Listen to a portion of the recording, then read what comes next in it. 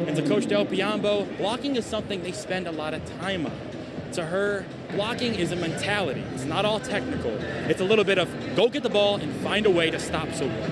I'm your neighborhood reporter, Dominic Carroll, and here at Home Depot, neighbors are stocking up on what are some winter essentials for many, and that includes shovels and some good old-fashioned salt. In these two programs, they've done the hard part. They've made it to this stage. MSU's a squad that has been to the Sweet 16 the past 3 years, but have not been able to make it over the hurdle. And Colorado's a squad that hasn't been here since 2013.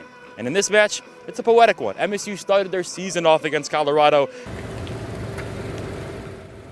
Parking right here at the Lansing Center could be getting a lot more expensive. I'm your neighborhood reporter, Dominic Carroll, and there's a proposal that could have neighbors paying more to park in certain areas. The last time the Spartans were out here, they scored 7 goals in one half. That's a DeMartin record. To head coach of the Spartans, Jeff Hostler, the past 2 games have been offensive explosions. It's day 3 in Allen Park at Lions training camp, and all 3 days of camp means the mantra has been the same: to finish what they started.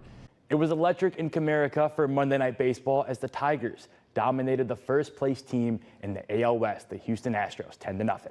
Yeah, and Theron Halleck, she had 10 points. It looked like to start the game, the rim kind of had a lid on it. Over 3 from deep to start.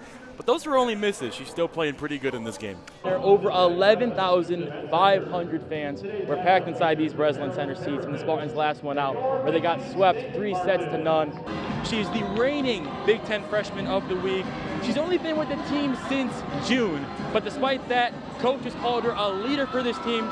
I'm your neighborhood reporter, Dominic Carroll, and at the state capitol, the debate continues over changes to the minimum wage for workers like bartenders who make money off tips. One thing I kind of want to highlight is that they didn't fully step off the gas, but compared to Mercyhurst, you could say that they did. 59 points in that second half. She had 12 against Xavier. She's the reigning now 3-time Big 12 goalkeeper of the year.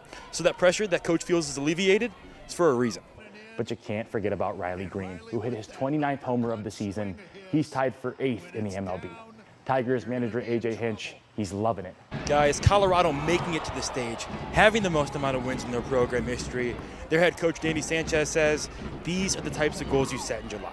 Into the Jack Breslin Student Event Center, we got the Western Michigan Broncos up against the Michigan State Spartans. Michigan State, they're 3-0, Western's 1-2. My name's Dominic Carroll, here alongside my analyst for the day, Maddie Groff. How we doing, Maddie? That being in the postseason, you cannot think of anything being your last. He knows they've yet to push past this point in history, but they're a team that just has to keep knocking.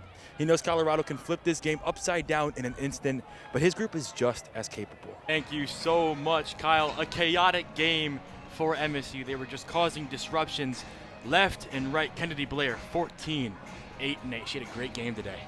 When we're hungry and in a hurry, it can sometimes be our best bet to hop in a car, get some food by going through a drive-thru. But there's another option for neighbors in need.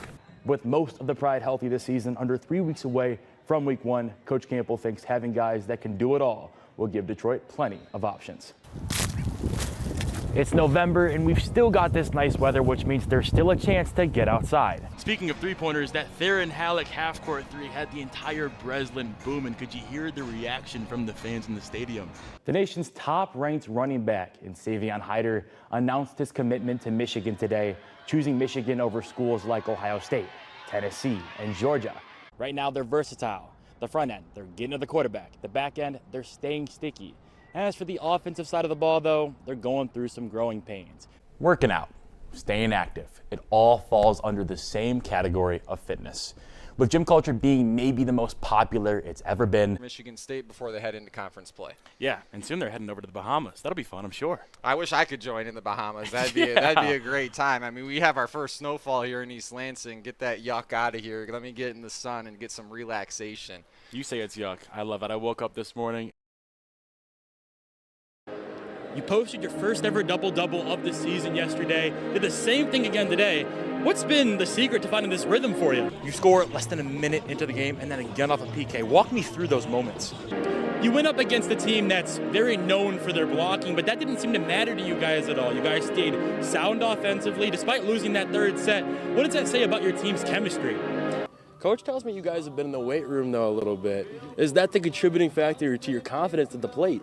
He said that mistakes are going to happen, but a repeated mistake is a decision. How are you able to limit those mistakes from yesterday into this one? And Bella, you moved up to 17th all-time in goals for MSU. Personally, what does it mean for you to keep climbing up the ladder in MSU's history? She said excellence is a moving target.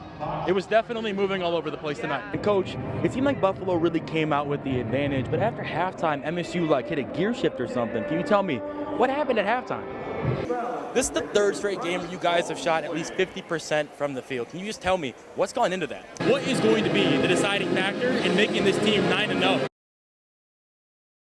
What are you going through? Plugging in and putting their best foot forward. I'm your neighborhood reporter, Dominic Carroll, and some local artists are putting a vintage twist on this year's Silver Bells Parade. Like this vintage snowflake we got. Tis the season for many to prepare for Friday's Silver Bells Parade in downtown Lansing. I have to build this float. I had a month of time to build this float. And I've never built a float before, so obviously I needed a lot of help. Where's that green string? Adrienne Gilardi is the owner of Art of Adrienne, a business where she's been painting murals all over Michigan since 2018. However, this time her canvas is a lot more mobile. After they see our float and what a cool float could look like, other artists might want to make a float in the future as well. The name of their float is Very Vintage Holidays. So we choose the vintage theme because my husband actually used to own a vintage shop here. It was called Lovely Junk, and it burnt down. And Todd Parkhill has been a one-man construction crew. So we were able to get our hands on a trailer, and I was able to find a whole bunch of spare scrap wood and used all of the worst curvy, splintery bits to hammer and screw them together into this framework. But why are these artists expanding their canvases? Lansing desperately needs a lot of collaborative places for artists. Here, just about, I think. And to this couple, alongside the help of some volunteers, Silver Bells is the perfect chance to showcase their art. In Okemos, Dominic Carroll, Fox 47 News. Normally here at GM's Lansing Delta Township Assembly, workers are dealing with vehicles with 4 wheels. But today, we're talking about 2 wheels. I'm your neighborhood reporter, Dominic Carroll, and workers at the plant are gathering over 200 bikes for Toys for Tots. All of what we want to do is give to the community. It's the season of giving, and Friday, the GM Lansing Delta Township Assembly is handing over bikes and toys to the Salvation Army for their Toys for Tots campaign.